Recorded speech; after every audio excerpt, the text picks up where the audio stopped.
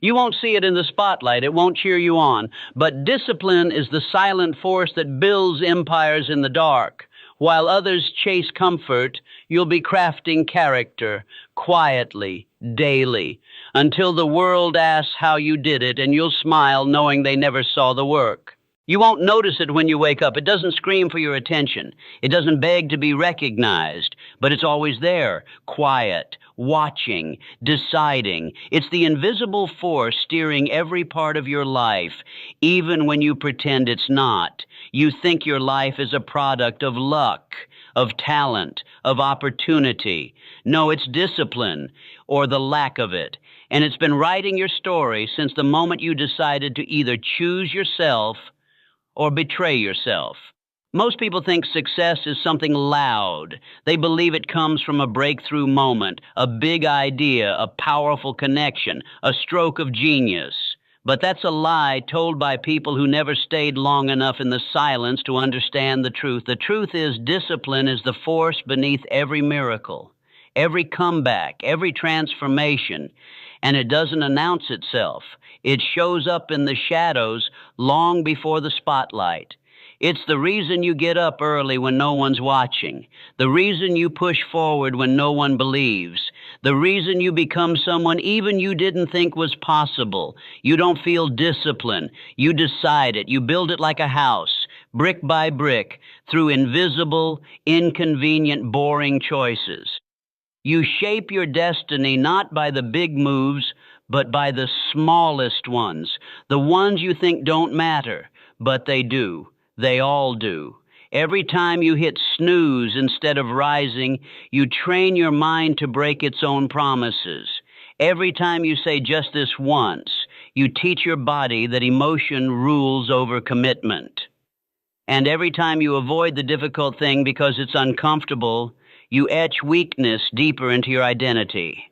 That's how discipline works. It doesn't reward you in the moment. It's not supposed to. It's not a dopamine hit. It's not excitement. It's responsibility. And responsibility is heavy. It's not designed to feel good. It's designed to make you good. Not in the eyes of the world, but in the eyes of the person you face in the mirror when the lights go out. You either built something worth respecting, or you didn't. Most people will never know what it's like to be ruled by discipline. They'll keep chasing hacks, shortcuts, escapes. They'll keep sabotaging their own momentum the moment it gets hard. But the ones who understand, the ones who accept the weight of this invisible force, they change. They stop negotiating with excuses. They stop craving permission. They move with intention, even in the dark, especially in the dark. Because that's where real transformation begins, not with applause, not with achievement, but with quiet obedience to the future they're building. And when it finally arrives, when the world tries to understand how they did it, there will be nothing flashy to point to, just a quiet force they chose every single day. Motivation is seductive. It comes dressed in energy, excitement, and fire. It makes big promises. Tells you today is the day everything changes. And for a moment you believe it. You feel unstoppable. You make plans. You post about your goals. You visualize your future. And then the next morning comes and the feeling is gone. Motivation doesn't stay. It never planned to. That was never its job. That's the lie. We've been taught to wait for the right emotion before we act, to feel ready, to get inspired. But your feelings are unreliable. They're slaves to comfort, to mood, to weather, to hormones, to sleep. If your future depends on your feelings, you've already lost. Because feelings fade. Motivation is a spark, but discipline, that's the firewood. That's the structure. That's the fuel that keeps burning long after the spark has vanished. The people you admire aren't running on motivation. They're not waking up every day eager and inspired. They don't need to feel like it because they've already decided who they are. And when the decision is made, action becomes automatic. They've trained themselves to follow through without needing emotional permission. It's not about hype. It's about standards. Their habits don't ask for excitement. They ask for execution. They've built systems that override excuses. You'll never build anything great if you wait to feel good. That's the trap. Motivation gives you a rush, but discipline builds a foundation. One will lie to you, the other will remake you. You don't become disciplined by reading quotes or watching another video. You become disciplined the moment you stop listening to your emotions and start obeying your commitments. That's when your life begins to shift, quietly, permanently. And no, it won't be thrilling. Not at first. It'll be dull, repetitive, lonely. But that's the point. You're not chasing stimulation. You're chasing transformation. You're not looking to feel better. You're becoming better. Day after day, you'll show up to the gym when you don't want to. You'll write the page when the inspiration is dead. You'll build the business when there's no applause. And slowly the old you will die, not because you crushed him, but because you stopped feeding him. That's the power of discipline. It doesn't scream, it doesn't hype, it doesn't entertain, but it delivers. It always delivers. And the ones who figure this out stop waiting for magic. They stop negotiating with their dreams. They move in silence while the rest keep chasing feeling. You can choose to be one of them, but only if you stop believing the lie that you need motivation to begin. You don't. You need to decide once, fully, without looking back. And when that moment comes, when you act without feeling like it, you won't just make progress, you'll make history. There are two of you. You already know this. One whispers comfort, the other demands greatness. One reaches for what feels good now, the other holds the line for what matters later. Every single day, they face off. Quietly, invisibly, in the smallest moments that nobody sees. And one of them always wins. You think your life is shaped by big decisions, career moves, major events, life-changing opportunities. It's not. It's shaped in the unseen battle between your impulsive self and your intentional self. The impulsive self wants relief. The intentional self wants results. The impulsive self says just this once. The intentional self says every time matters. The impulsive self seeks escape. The intentional self demands expansion. This is the war. And your outcome, your future, is the casualty. The problem is the impulsive self is louder. It has urgency, emotion, excuses. It's a master negotiator. It doesn't care about your goals. It only wants today to feel easier. And it's convincing. That's why so many smart people stay stuck. Not because they're lazy, but because they never built a system to silence the wrong voice. Discipline is that system. Discipline is the weapon that puts the impulsive self in check. It's not glamorous. It doesn't feel good in the moment, but it works. It gives your intentional self a fighting chance. Without discipline, you default to emotion. Without discipline, your standards are nothing more than suggestions. And without discipline, your future becomes a mirror of your impulses. Chaotic, scattered, shallow. The ones who win long-term are not the ones with more talent, more time, or more support. They're the ones who win the war inside. They've trained the voice of intention to override the voice of weakness. They don't argue with themselves anymore. They don't need to feel like it. They don't wait until it's easy. They act consistently, even when it hurts, especially when it hurts. You can feel the war inside you every time you reach for the distraction instead of the discipline, every time you choose the shortcut over the process, every time you know what the right move is and still hesitate. But hesitation is a vote for the impulsive self, and every vote counts. There's no middle ground. One self will win, one self will lose every day. And the scoreboard doesn't lie. The question isn't whether the war exists. It does. The question is, who are you letting win? Because if you're not choosing the intentional self on purpose, the impulsive one is already in charge. And the longer you let it run your life, the harder it becomes to remember who you were supposed to become. Discipline doesn't just shift the battle. It ends it. Not because the impulsive self disappears, but because you stop obeying it, you stop giving it power, you stop listening. And in that silence, the real you finally speaks. You want to know who you are? Don't look at your goals. Look at your habits. Don't listen to your words. Watch your actions when no one's clapping. Identity isn't built in the spotlight. It's not forged in celebration. It's built in silence, when it's just you, your excuses, and a choice, and what you do in that moment, that's who you are. Most people don't understand this. They confuse intention with identity. They think wanting to be disciplined makes them disciplined. They believe talking about greatness somehow makes them great. But desire means nothing without execution. And execution means nothing unless it happens in the dark, when it's inconvenient, thankless, and unrecognized. That's where identity is born. You can post about your goals. You can read every book. You can fill journals with affirmations.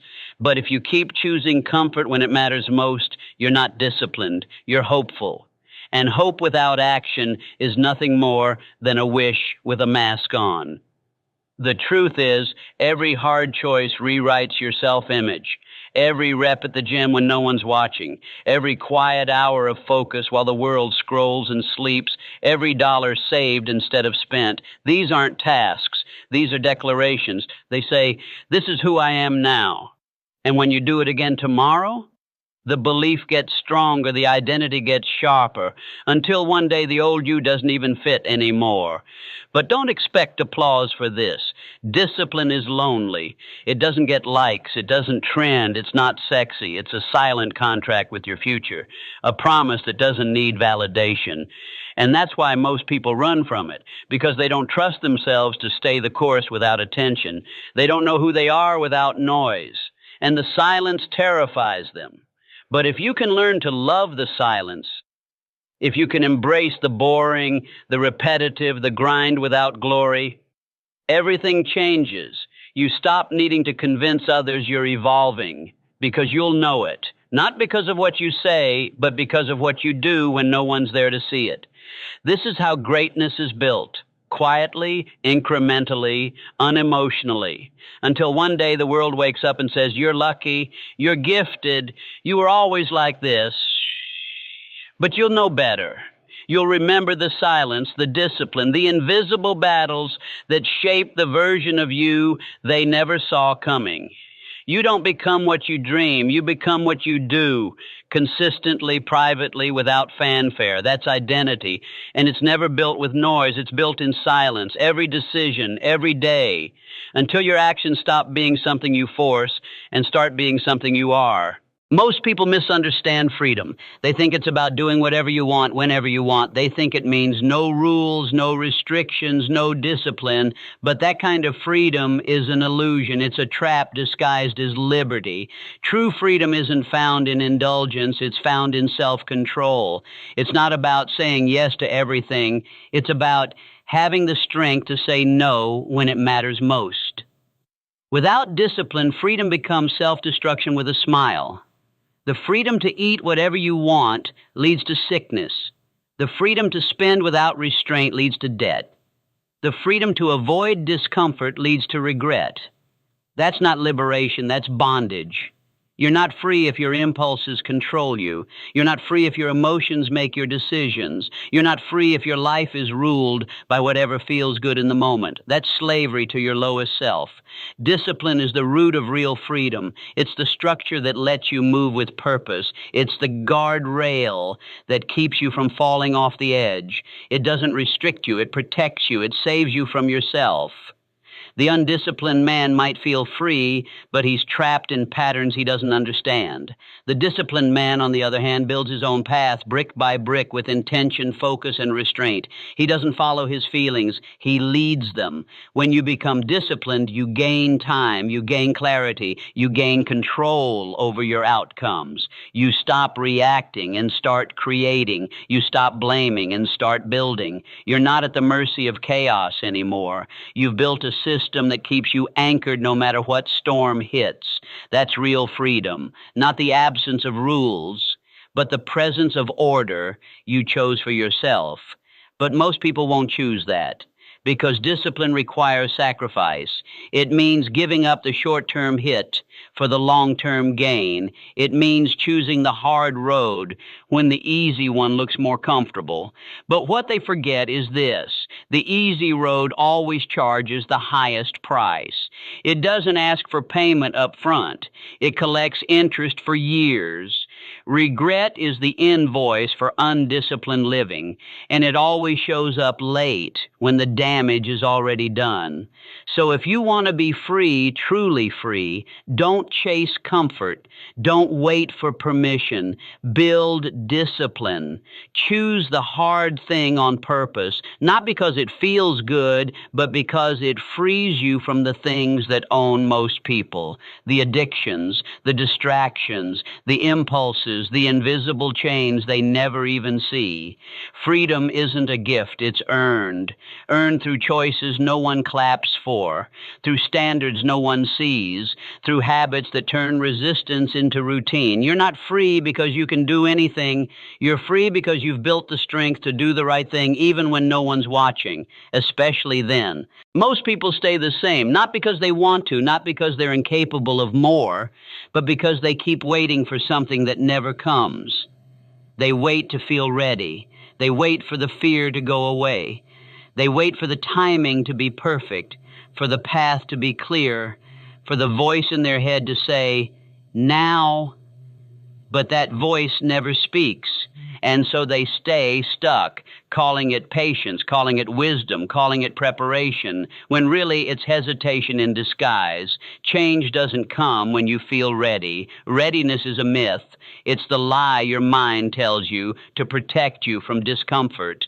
Because change isn't comfortable, it's chaotic, it's raw, it demands sacrifice. And discipline is the only thing strong enough to pull you through that chaos. Not motivation, not inspiration, not clarity. Discipline. The disciplined don't wait. They don't ask for permission. They don't need every step figured out. They move anyway. Not because it feels good, but because it's necessary. They know that transformation begins before confidence does. They act their way into belief. And while others are still gathering the courage to start, they've already built momentum. That's the difference. Most people want a guarantee. The disciplined accept risk. Most people seek comfort. The disciplined seek progress. Most people want a perfect plan. The disciplined start with imperfect action. And that's why most people never change, because they think the feelings have to come first. But feelings follow action. That's the truth no one wants to admit. You don't feel your way into a new identity. You prove your way into it. One hard choice at a time, one commitment honored, one excuse ignored. That's the work. And it's not glamorous. There are no fireworks, no celebration, just quiet, consistent action that looks like nothing on the outside until one day it looks like everything. But you have to be willing to move when it's messy, to start when it's awkward, to show up without knowing exactly how it ends. Most people will never do that. They'll stay locked in cycles of almost. They'll talk about change. They'll dream about it. But when it comes time to act, they'll stall, hoping the right emotion will finally show up and rescue them from responsibility. But the disciplined already know no one's coming. There's no rescue. There's only a decision. And once it's made, you move. Not later. Not when you feel like it, now. Because every day you wait is a vote for the life you said you didn't want. And the longer you hesitate, the deeper the roots of who you used to be grow. So stop waiting to feel ready. That version of you doesn't exist. Move without it. Build without it. Become someone who doesn't need the green light because they already gave it to themselves. That's what discipline does. It makes change possible. Not someday. Now. Balance sounds noble, reasonable, safe. But in truth, balance is the myth we cling to when we don't want to make the hard choices. It's the illusion that you can have it all the time, without giving anything up. But greatness doesn't live in balance. It lives in alignment. And alignment is earned through sacrifice. Balance says you can pursue every desire equally. Alignment asks, what matters most right now? Balance wants to keep every door open. Alignment chooses one and shuts the rest without apology. Balance is about keeping the peace. Alignment is about declaring war on anything that distracts you from your purpose. You've been told to find balance as if life is some delicate equation and your job is to keep all the variables equal. But what if that mindset is what's keeping you average? The truth is, every extraordinary result requires an extraordinary focus. That means something will suffer, something will be ignored. That's not failure, it's the price. You can't build a body, a business, a legacy while trying to make everything feel fair. Discipline doesn't negotiate with comfort. It aligns your time, energy, and attention with your highest priority and burns the rest. Alignment is ruthless. It doesn't ask if you feel guilty. It doesn't ask if others approve. It asks if your actions reflect your aim. And if they don't, it demands correction. Most people will never live in alignment because it requires disappointing others. It requires being misunderstood. It requires letting go of good things to make room for great ones. But that's the edge discipline gives you, the ability to choose with intention, not emotion. When you chase balance, you water down your power. You spread yourself thin. You become a jack of all trades, master of none. But when you commit to alignment, your results multiply because everything in your life starts pointing in the same direction. Your habits support your goals. Your environment supports your discipline. Your identity supports your decisions. And suddenly you don't feel pulled apart anymore. You feel clear. Discipline is what gets you there. It cuts through the noise. It kills the fantasy that you can say yes to everything and still become the person you were meant to be. You can't. You must decide. And every yes must come with 1,000 no's. That's the cost of alignment. That's the real path to power. So stop chasing balance. Balance is a stall tactic, a feel-good lie. Choose alignment. Choose sacrifice. Choose the discipline to give more to less. It won't feel comfortable, but comfort was never the goal. Clarity is. Purpose is. Freedom is. And none of them are found in balance. They're forged in the fire of intentional, disciplined, aligned action over and over again until your life becomes a reflection of what truly matters. Pain is not optional. That's the first truth you have to accept. You will suffer. The only choice you have, the only real control, is what kind of pain you're willing to build your life on. You can suffer now through the discipline of doing what's hard, or suffer later through the weight of what you avoided, growth or regret. That's the real decision. People run from pain because they believe it's a sign they're on the wrong path. They think it means stop. But pain is not the enemy, it's the invitation, the signal that something inside you is being called to rise. And if you ignore it, it doesn't go away. It waits.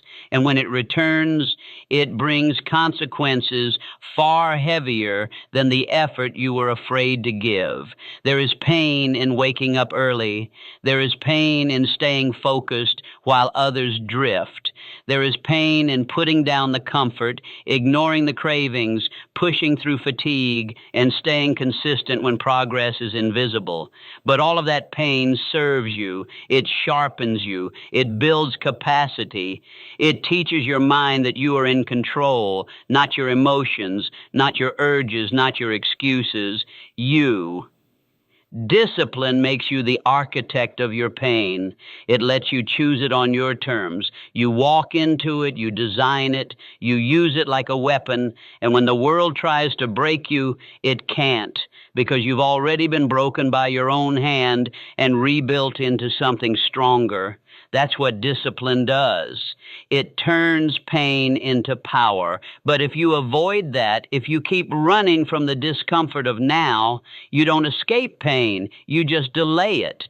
And the pain that comes later doesn't teach you anything. It doesn't grow you. It doesn't build muscle or character or clarity. It just reminds you of what you could have been if you'd moved when it mattered. That pain is called regret, and it never leaves. The undisciplined suffer too. They just suffer differently, quietly, chronically. They suffer every time they see someone doing what they were too afraid to do. They suffer every time they wake up tired from a life of distraction and avoidance. They suffer every time they realize the future they dreamed of now belongs to someone else, someone who paid the price they refused to. You don't get to avoid the cost. You only get to choose how you pay. And those who understand this stop looking for the easy way. They stop asking, what feels good? And start asking, what serves me? They build their life around the pain that makes them better. And in doing so, they become unstoppable. So choose your pain. Choose the early mornings. Choose the discipline. Choose the standards that force you to stretch. Because the pain of growth is temporary, but the pain of regret, that stays. It echoes, it haunts, and it always, always costs more. Most people don't realize they're being programmed, not by force, but by design. They think they're making choices out of willpower. They're not. They're reacting to an environment that's been silently shaping them all along. Your environment is not neutral. It's never been. It either reinforces your discipline or it erodes it. Every object, every person, every notification, every room you walk into, it's either pushing you forward or pulling you under. You can have the strongest mindset in the world, but if you're surrounded by chaos, your willpower becomes a fight you eventually lose. Because discipline is not just about internal strength, it's about external strategy.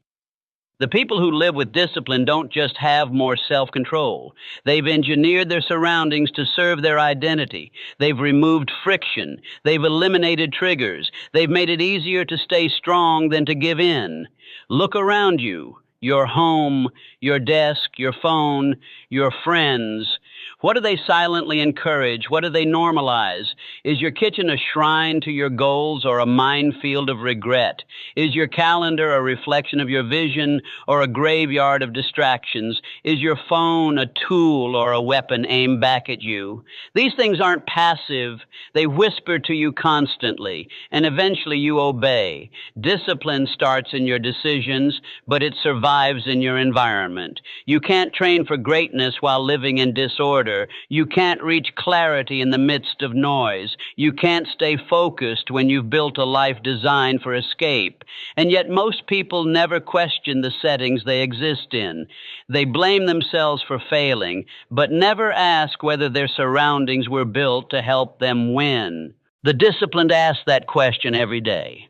They audit their life with ruthless honesty, not just what they're doing, but what's around them when they do it. They know they can't afford to leave discipline up to chance, so they build systems. They cut the cord on things that drain them. They design their spaces to pull them forward because they understand environment doesn't just influence behavior, it creates it. Want to change your life?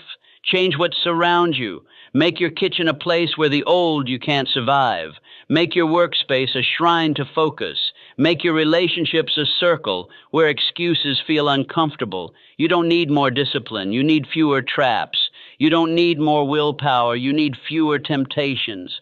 The strongest people aren't fighting distractions all day. They've just eliminated most of them. They've replaced chaos with clarity, noise with order, triggers with tools. And that's not luck, that's design. You're not weak. You're just surrounded by things that keep you there. Fix that, and you'll see something strange happen. Discipline will stop feeling like a struggle. It will become your default, your identity. Not because you forced it, but because you finally gave it room to grow. Everyone wants the breakthrough, the moment, the explosion that changes everything overnight. But that's not how real transformation happens. Discipline doesn't move in waves. It moves in whispers. Quiet actions done daily, relentlessly, without applause. That's what builds you. Not the one-time sprint, but the patient repetition of small wins stacked like bricks, each one invisible on its own. But together, they form a wall of progress nothing can knock down. The world celebrates the highlight reel, but the disciplined live in the unseen footage. Early mornings, late nights, the same workout, the same meal prep, the same study block. Over and over until boredom becomes ritual, and ritual becomes power. That's the secret. Not intensity, not emotion, just consistency bought with sacrifice. Most people won't do it because it's not exciting. It doesn't give a rush. It's not loud enough for social media, so they quit when it gets dull. They stop when it stops feeling good. But discipline doesn't care about your feelings. It's not emotional. It's structural. It's what you do no matter how you feel. That's where the power is. And this is where emotion becomes the enemy. Emotion wants variety. Emotion wants comfort. Emotion wants a new thrill every day. But success is built on repetition, on doing the exact same thing, especially when you don't want to, because the disciplined don't act on how they feel. They act on who they've decided to be. Emotion says, rest today, you've earned it. Identity says, we don't skip ever. You can't serve both. Emotion is reactive. Discipline is proactive. Emotion follows moods. Discipline follows standards. And every time you choose one over the other, you cast a vote. Not for what you want, but for who you are. Every skipped rep, every snoozed alarm, every excuse you let win, it's not a one-time thing. It's a vote for a weaker self. And every act of discipline, no matter how small, is a vote for the future you're building. The difference between a life of regret and a life of purpose is not found in massive events. It's found in small wins, repeated endlessly. The walk you take instead of the scroll, the salad you eat instead of the shortcut, the page you write, the workout you finish. None of it looks like much until you look back and realize you become someone completely different. This is what most people never understand. Discipline doesn't feel like a breakthrough. It feels like boredom. But boredom is where mastery lives. It's where confidence grows. It's where self-respect is forged. And once you realize that, you stop chasing excitement. You start chasing results, not with fire, but with precision. Small wins, daily, relentlessly. That's the formula. And if you can stomach the repetition, if you can detach from your emotions and stay loyal to your standards, you'll become the kind of person the undisciplined admire but never become. You'll win, quietly, unshakably, until the results speak so loudly you don't have to. Your emotions will lie to you. They'll tell you you're tired when you have more to give. They'll whisper that today's not the day, that you've earned a break, that one skipped rep doesn't matter. They'll plead for comfort, for escape, for softness. And if you listen, if you let your emotions lead, you'll spend your life starting and stopping, gaining and losing, promising and breaking, because emotions are fleeting. Standards are not. You were never meant to obey emotion. You were meant to observe it and act on your principle instead. That's what the disciplined do. They feel every bit of the doubt, the boredom, the resistance, but they don't bow to it. They move anyway, not because they don't feel, but because they've trained themselves to act from a place deeper than feeling. You can cry and still show up. You can be angry and still train. You can feel like quitting and still choose to finish, because your standard is not a suggestion. It's a law, and laws aren't flexible based on mood. Discipline doesn't ask how you feel. It already knows. You're human. Of course you don't want to do the hard thing. Of course you'd rather delay. But your feelings don't build the future. Your habits do. Most people confuse authenticity with surrender. They think following their emotions is being true to themselves. But if your emotions are shaped by comfort, fear, and distraction, how true are they? The real you isn't the impulse. It's the one who decides, the one who holds the line, the one who does what they said they'd do even when the voice in their head screams for the exit. This is where most fall. They start strong. They believe the goal is real. But the moment the emotion shifts, so does their behavior. They don't know how to anchor to anything deeper. They let the waves toss them around, and they call it being in tune. But the disciplined know you don't navigate by the storm. You navigate by the compass, and your standard is that compass. If you want consistency, stop trying to fix your feelings. Build your discipline so strong that no feeling can derail it. Stop chasing motivation. Build a system. Stop seeking the perfect mood. Anchor to the identity you chose. When emotion flares, let it. Don't argue. Don't justify. Let the storm rage and act anyway, because that's how the strongest are built. Not by avoiding emotion, but by mastering it. Not by controlling how they feel, but by refusing to let it control what they do. You don't need to feel ready. You don't need to feel confident. You just need to feel the pull and still move in the direction you committed to. Emotion is real, but so is your standard, and only one gets to decide who you become. Most people don't need a new goal, they need a mirror. Not the kind you hang on a wall, but the kind that's hiding in plain sight. Your calendar, your routine, your use of time, that's the real mirror. Because it doesn't lie. It doesn't care what you intend to do. It only reflects what you're actually committed to. And the truth? That's where most people look away. You can talk about ambition all day. You can dream, plan, and visualize. But if your daily actions don't match the future you say you want, you're not building it. You're fantasizing. Discipline turns dreams into structure, and structure is what lives on your calendar. It's not what you wish you did. It's what you actually make room for. People say, I don't have time, but time isn't missing. It's just been traded for things you've chosen to prioritize over your vision. Scrolls, snacks, distractions, conversations that go nowhere. You didn't lose time. You spent it.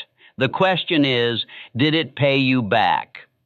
The disciplined don't let the day tell them what to do. They tell the day. Every block, every hour, every repeatable routine, it's a vote. Not just for efficiency, but for identity.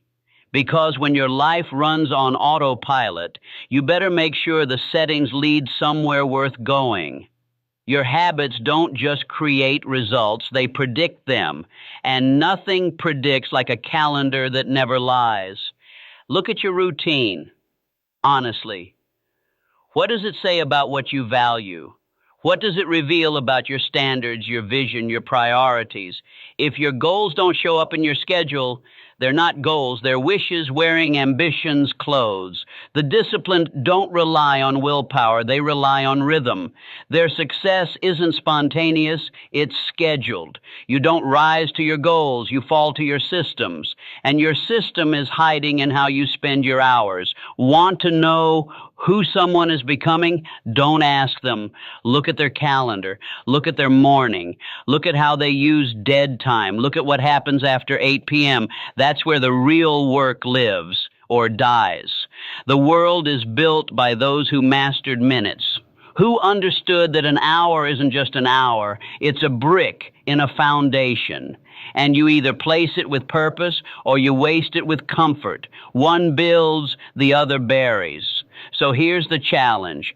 Audit your calendar like your life depends on it, because it does.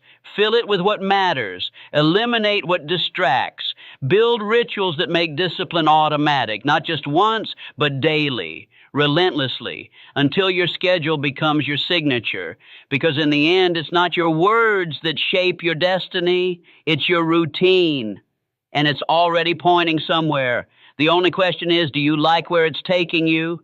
Every time you say no to what feels good now, you say yes to a version of yourself no one else sees yet, a version that doesn't exist today, but will if you're willing to sacrifice for it. That's what delayed gratification is.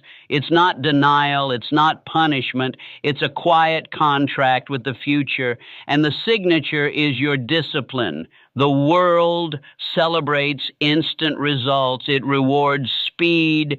It worships convenience. But what it doesn't tell you is that anything worth having demands time. Not just time passing, but time invested. And the currency is discomfort. That's the price of greatness. You don't get to avoid it. You only get to choose when you'll pay. The disciplined understand this. They don't need immediate validation. They don't require fast feedback. They're not addicted to applause because they know every sacrifice is a seed, and they've trained themselves to fall in love with planting, even when the harvest is months, sometimes years away. When you wake up early to train, you're voting for strength no one else can see. When you save instead of spend, you're voting for freedom that won't come for years. When you study while others party, you're building intelligence the world will only recognize long after it's formed. That's the contract. Invisible acts today for visible rewards tomorrow. And most people will never sign it because they're too focused on comfort in the now. But the future always comes, and when it does, it will expose your choices. It will reveal whether you served your impulses or your purpose. There is no hiding. There is no shortcut. The work you did or didn't do will speak. That's why discipline matters. It's the bridge between who you are and who you could be. And every act of restraint, every decision to delay pleasure, every refusal to compromise for temporary ease, it sharpens that bridge, makes it stronger, more real, until eventually you become the person you promised yourself you would be.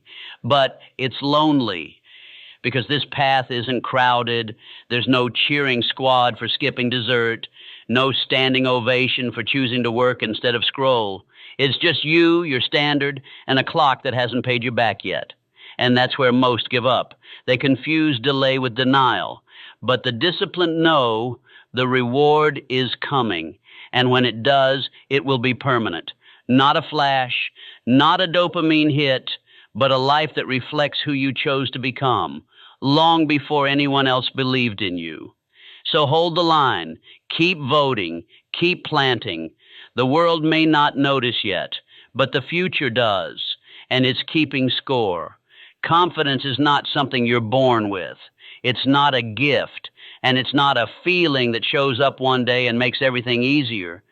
Confidence is a byproduct. It's earned, not declared. And it doesn't come before discipline. It comes because of discipline. You don't need to feel ready to take action. You need to take action so that eventually you no longer question if you're ready. Most people get this backwards. They think confidence is the starting point, that once they feel brave, focused, or certain, then they'll begin. But that's not how it works.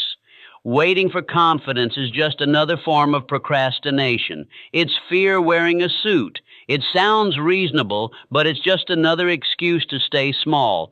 The truth is simple and brutal. You gain confidence by doing hard things over and over until your mind stops doubting your ability to do them. You gain confidence by keeping promises to yourself, by showing up not once but every day, especially when it's hard, especially when it's quiet, especially when no one cares. And when you do that long enough, you stop asking, "Can I do this?"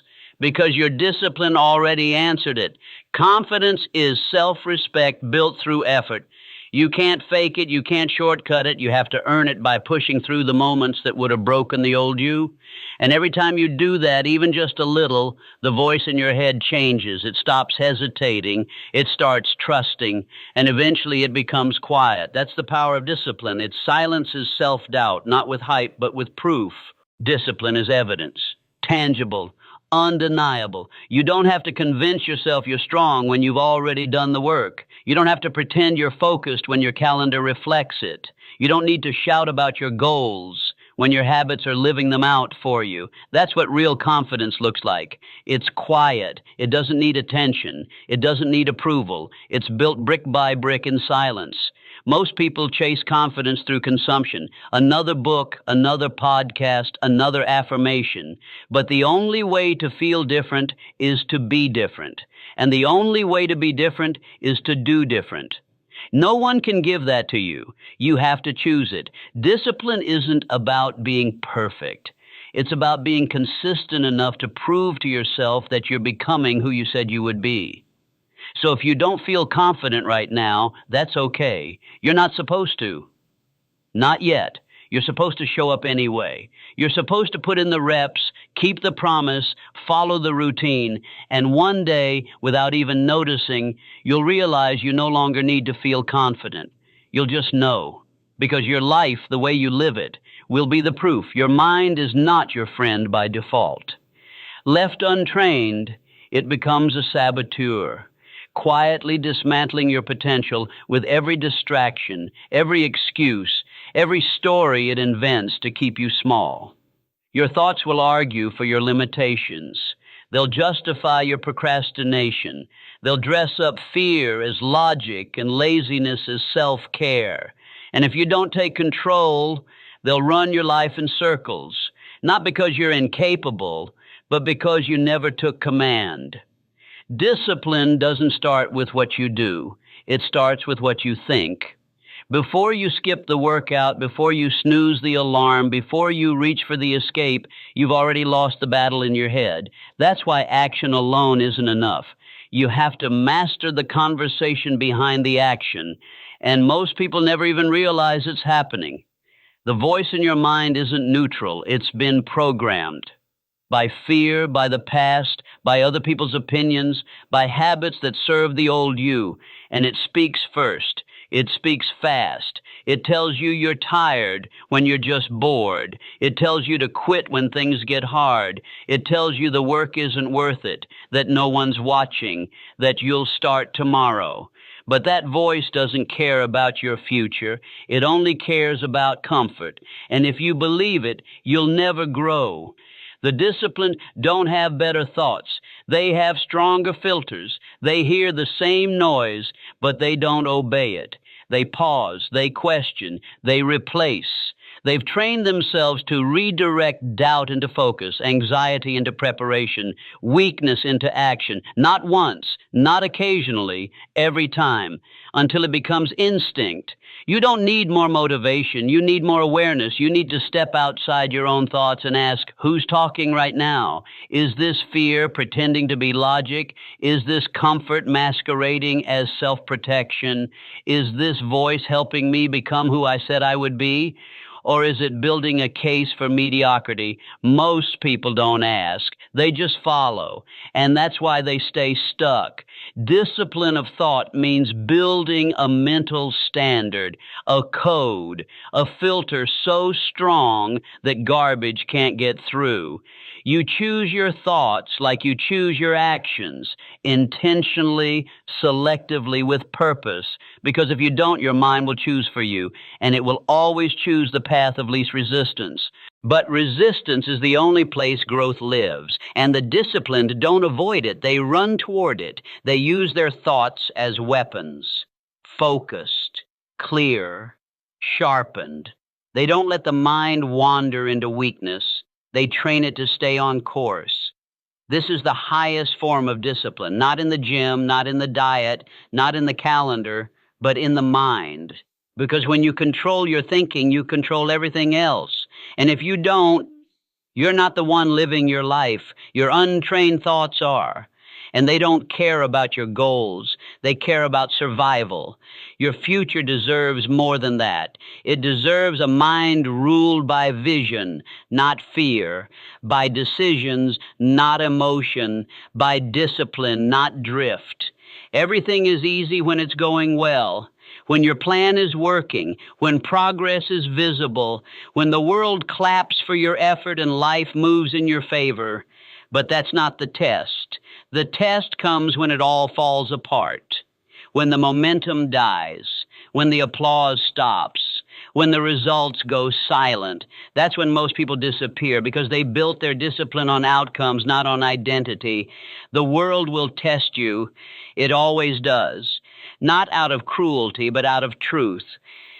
It wants to know if you are who you say you are, if your habits survive failure, if your standards bend when no one's watching, if your commitment is real or just performance. The world strips away comfort so it can expose your foundation. And when it does, when it all breaks down, what's left? For most, it's nothing.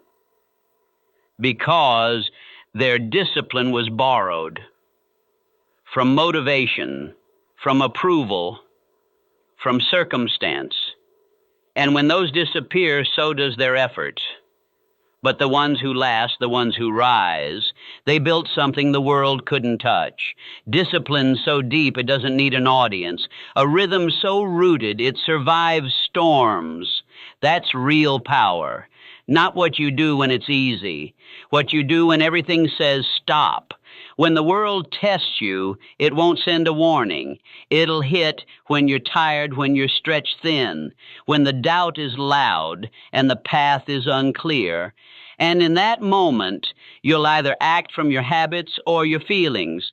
One pulls you forward, the other pulls you under. That's why you don't wait for the test to prepare. You prepare every day in the small ways long before the world decides to challenge you. Discipline is your insurance policy against chaos. It's the reason you get up when there's no reason left. It's the only thing that doesn't leave when life does. The disciplined don't rise because they're invincible. They rise because they've trained for collapse. They expect resistance. They build for it. And when the lights go out, they don't flinch. They move because their standard was never about how they felt. It was about who they chose to be, regardless. You don't know what you're made of until life hits back. But you can choose what you'll find when that moment comes. You can choose to build discipline so strong that even heartbreak, failure, or betrayal can't undo it. You can choose to be someone the storm can't touch. So when the world tests you, and it will, don't ask for mercy. Don't ask for ease. Ask yourself one question. Did I prepare for this? And if the answer is yes, you'll rise. Not because it's easy, not because you feel like it, but because discipline remains. When everything else is gone, it's the only part of you that can carry the weight. At first, discipline feels like nothing. You wake up early and no one notices. You hit the gym and your body looks the same. You work on your craft and the world stays silent. There's no applause, no breakthrough, no lightning bolt from the sky telling you you're on the right path. Just repetition. Quiet, invisible, thankless repetition. And that's where most people give up because they mistake the lack of results for a lack of progress. But that's not how discipline works. It doesn't reward you immediately. It rewards you eventually. Like compound interest, the return is small in the beginning, almost unnoticeable. A single rep, a single choice, a single page. But over time, those moments stack. They multiply. They build on each other in silence until one day the curve bends and what looked like nothing becomes everything. The problem is, most people never make it past the flat part of the curve. They quit before the results show up. They say it's not working because they expected instant change. But the disciplined know that the invisible days are the most important ones. That consistency without visible reward is the soil where transformation takes root. You can't skip this stage. You can only endure it. Every action you take is a vote for who you are becoming. And those votes don't disappear. They accumulate quietly. They store energy in the background of your life.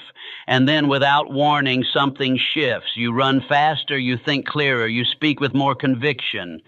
People start to ask what changed. But the truth is, nothing changed. You just kept doing what no one saw. Long enough for the results to become undeniable. Discipline gives you a kind of compound power, not just in your results, but in your identity. You start to trust yourself, not because you've achieved everything, but because you know you'll show up regardless. That's the real result. Not just the body, the bank account, the accolades, but the certainty that you will not break. That's what years of silent effort gives you. It's not easy. There will be long stretches where it feels like you're wasting your time. You'll be tempted to switch paths, to chase something shinier. But every time you stay the course, you send a signal to your future self, I'm not doing this for attention. I'm doing this because this is who I am. And that self, that version of you built in silence, that's the one who wins. So don't chase fast wins. Chase the curve. Chase the compounding. Stay consistent in the dark long enough, and you'll wake up to a life that looks nothing like the one you started with. Not because you sprinted, but because you stayed, because you showed up when it didn't matter until it did. At first, discipline feels like nothing. You wake up early and no one notices. You hit the gym and your body looks the same. You work on your craft and the world stays silent. There's no applause, no breakthrough, no lightning bolt from the sky telling you you're on the right path. Just repetition, quiet, invisible, thankless repetition. And that's where most people give up, because they mistake the lack of results for a lack of progress. But that's not how discipline works. It doesn't reward you immediately. It rewards you eventually. Like compound interest, the return is small in the beginning, almost unnoticeable.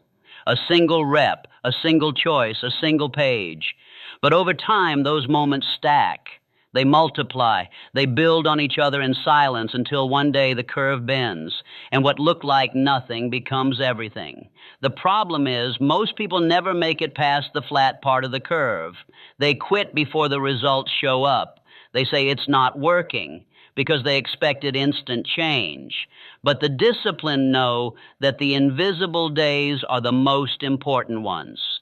That consistency without visible reward is the soil where transformation takes root. You can't skip this stage. You can only endure it. Every action you take is a vote for who you are becoming. And those votes don't disappear. They accumulate quietly. They store energy in the background of your life. And then, without warning, something shifts. You run faster. You think clearer. You speak with more conviction. People start to ask what changed. But the truth is, nothing changed. You just kept doing what no one saw, long enough for the results to become undeniable. Discipline gives you a kind of compound power, not just in your results, but in your identity. You start to trust yourself, not because you've achieved everything, but because you know you'll show up regardless. That's the real result. Not just the body, the bank account, the accolades, but the certainty that you will not break. That's what years of silent effort gives you. It's not easy. There will be long stretches where it feels like you're wasting your time. You'll be tempted to switch paths to chase something shinier. But every time you stay the course, you send a signal to your future self. I'm not doing this for attention. I'm doing this because this is who I am. And that self, that version of you built in silence, that's the one who wins. So don't chase fast wins. Chase the curve. Chase the compounding. Stay consistent in the dark long enough, and you'll wake up to a life that looks nothing like the one you started with. Not because you sprinted, but because you stayed. Because you showed up when it didn't matter until it did. Foro Jose, you are what you repeat. You are not your goals. You are your standards. And your standards are built one choice at a time. ChatGPT Zai, you are not your ambition. You are not your plans. You are not your potential. You are what you do, what you allow, what you tolerate. Not once, not when it's easy, but consistently. That's where your identity is built, not in the bold declarations of who you want to become, but in the quiet daily repetition of what you actually choose. You are not your goals. You are your standards, and your standards are not what you say. They're what you enforce. Everyone has goals. Everyone wants to be stronger, richer, more disciplined, more respected. But goals are fantasies without systems. They're wishes dressed up as work. The truth is, the future doesn't belong to the dreamers. It belongs to the repeaters, the ones who made a choice and made it again and again, until the choice became automatic, until the standard became identity. That's the secret. Identity is a loop. What you repeat, you become, not overnight, but inevitably. If you hit snooze every morning, you're not someone who's just tired. You're becoming someone who breaks promises to themselves. If you quit your plan every time it gets boring, you're not pivoting. You're becoming someone who can't handle consistency. And the reverse is also true. Every time you follow through, when it's hard, when it's cold, when it's inconvenient, you tell your mind, this is who I am now. That story strengthens. That standard solidifies. Until it's not something you try to maintain, it's something you refuse to violate. Discipline isn't about willpower, it's about structure. And structure is built through repetition. Small and remarkable acts done anyway. You don't need to be perfect. You just need to be reliable. You need to stop starting over and start honoring the decision you already made. Stop waiting for clarity, for motivation, for permission. Repetition is what builds clarity. Repetition is what builds belief. Repetition is what builds you. But most people won't do it. They'll chase intensity. They'll binge effort for a few days, then collapse into old habits. They'll confuse being busy with being consistent, and they'll wonder why nothing sticks. But the disciplined know better. They understand that greatness isn't built in one giant leap. It's built in thousands of tiny, boring, disciplined steps, taken without applause, taken without reward, taken because the standard demands it. So look at your life. Strip away the talk. Strip away the vision boards, the plans, the potential. What's left? What do you do over and over again? That's who you are. And if you don't like it, change it. Not with force, not with inspiration, but with quiet, relentless repetition. Because in the end, you will not rise to the level of your goals. You will fall or rise to the level of your standards. And your standards are nothing more than what you choose to repeat. Choose well, repeat better, become undeniable,